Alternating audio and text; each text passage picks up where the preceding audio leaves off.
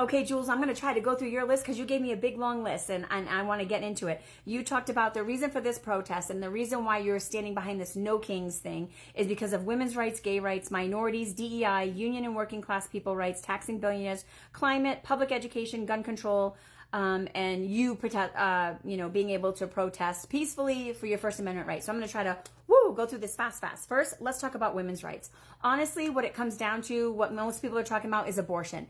Ultimately, there are 12 states in this country that it's illegal to get an abortion. There is now a law that is in place called the SHIELD law. So if you live in one of those states and you want to go to any other state in the country that allows it, you may, and the doctors and medical facilities will not be fined, nor would they be criminally prosecuted. So essentially, a woman can go anywhere in this country and still get an abortion. Those rights have not been removed. Has it been more complicated? Has it become more difficult?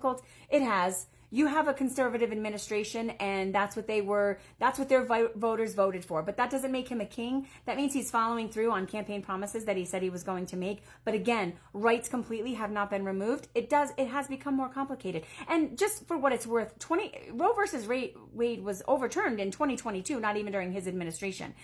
The topic of abortion has been a hot topic for decades and decades. So I don't think those rights weren't removed. It's made it more complicated. I will give you that. As far as gay rights, there's not one gay right that has been removed. You can still get married. You can live wherever you want. You can still have domestic partnership. You can still be able to get insurance. You can put your domestic partner on health insurance if you want. Here's the thing. Here's what has changed in the LGBTQIA community. Is that there's no more gender ideology, and we're no longer identifying more than two genders. There are two genders, you're male or you're female. Now, on a personal level, however you choose to identify, that is up to you. I'm not going to sit here and criticize for you. For me, obviously, I lean more conservative. I believe if you were born a male, you're male. I believe if you were born a woman, then you're a woman.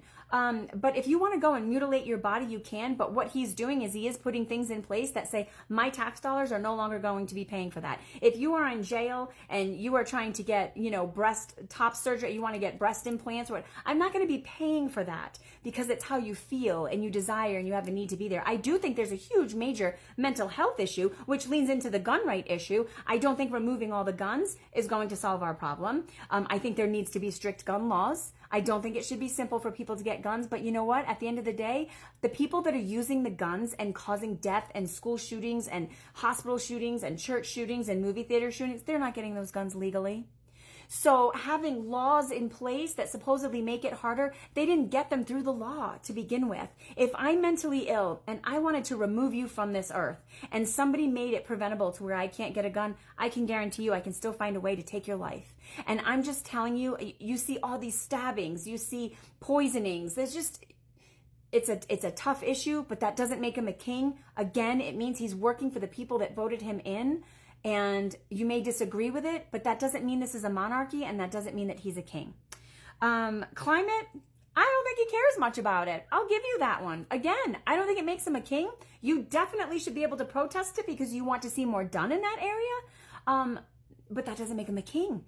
It just means that the people that voted him into office had other platforms and policies that they wanted him to focus on, and he's focusing on those policies. You talk about the lower class income families, lower and middle income families. He is trying to get it passed through Congress right now for the 2017 tax benefits to be transferred because they expire this year. Literally, the Republicans overwhelmingly voted for a return for President Trump's economic playbook in November. Working families make less than $30,000 have seen the largest tax cut of any income group thanks to the 2017 Republican tax law that was put into place when he was here the last time. They've got larger tax credit, tax credits, child income tax credits. And so essentially, as a result of the Trump tax cuts, the bottom 20% of earners saw their federal tax rate fall, the lowest that they have in 40 years. Working families making between $20,000 to $30,000 saw their tax cut by 13.5%. So listen, middle class families are getting major tax cuts. I've seen it within my family. I'm not middle class. I don't fall in that tax bracket, but I will tell you, I'm in a little bit of a higher tax bracket. I'm not a millionaire or a billionaire, but I'm taxed like crazy. And I share this. In the last 5 years, I've paid $198,000 in taxes. I can assure you that the more we make, the more they take. So there's that. I think you think that there's all these tax cuts for billionaires, and then that means that they're not having to pay it all. And I don't think that that's the truth. I do think that they are getting cuts. That's not a lie. That's not a lie. But they're still paying taxes.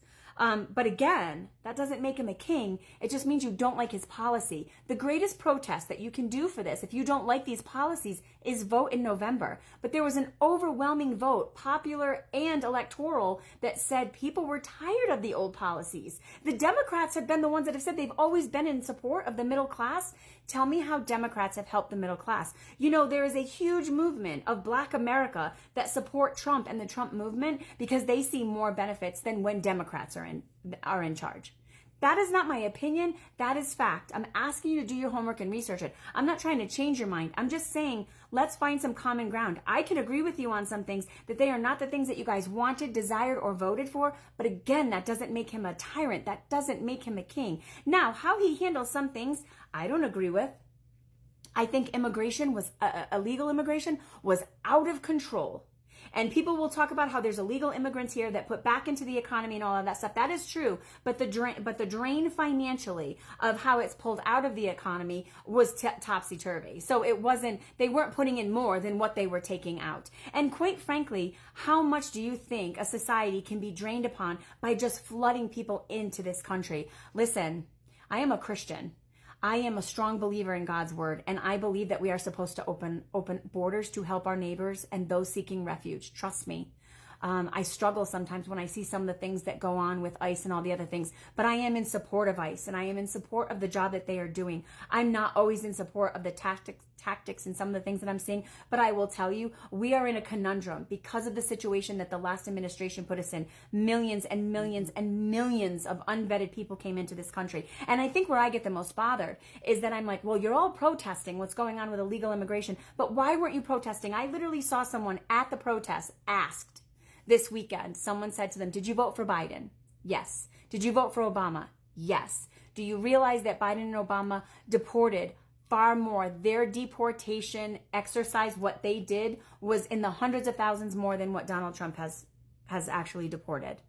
And he looked right at him and he said, I did not know that. I didn't pay much attention to those last two administrations. Well, no kidding. You probably should have. But because people are so hypersensitive and focused on what Donald Trump's doing, they're watching his every move. It's like, oh, he's deporting them it's crazy. Well, because they were allowed here illegally. Now, look, I think that there needs to be reform. It's very troublesome and bothersome to me. And we can get into that on a whole other conversation. I think there needs to be a way to make this process a little bit more seamless and a little bit smoother and maybe not as expensive for people that are truly, genuinely seeking refuge to get into this to get into this country. I think they need that assistance. Why I struggle with the whole peacefully protesting comment that you made here is, I didn't see a lot of that. I saw some of it. I'm not going to say that I didn't see any of it, but I did not see a lot of it. But I did see far more so for instance, here's one. I'm going to show this to you, but this is just in Denver, because I live in Colorado. There was a literal booth at Denver Communities that said, Charlie Kirk had it coming, changed my mind. These aren't peaceful protesters. I mean, this is like what we're actually looking at. And they're showing up a peace symbol. There was another gentleman there that had an 8647 shirt on. And someone didn't know what that was. And they're like, hey, what does that mean? They thought it was in support of Trump. And he's like, 86, kill the mother effer. Are you telling me that these are peaceful people? I saw time and time again, example over example over example. So I think that there's both. I think it's middle of the road. I think that there were people that probably like yourself, I don't know if you went to the protest, who went there to do this peacefully and speak about all the issues that you just talked to me about. But here's the greatest way that you can protest. If you don't like the policies that are in place, that doesn't mean that he's being a king. It means he's doing what he was voted in to do. And if you don't like it, vote him out. Vote him out. At the next election, don't vote for JD. Vote for whoever is your Democratic presidential running candidate.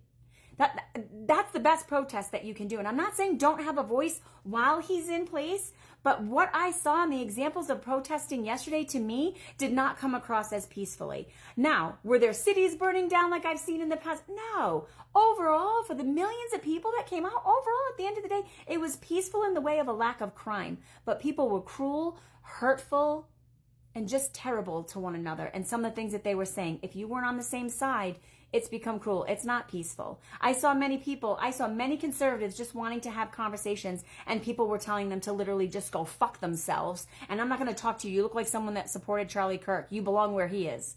That's not peaceful to me. I hope this helps, and let's have some more conversations.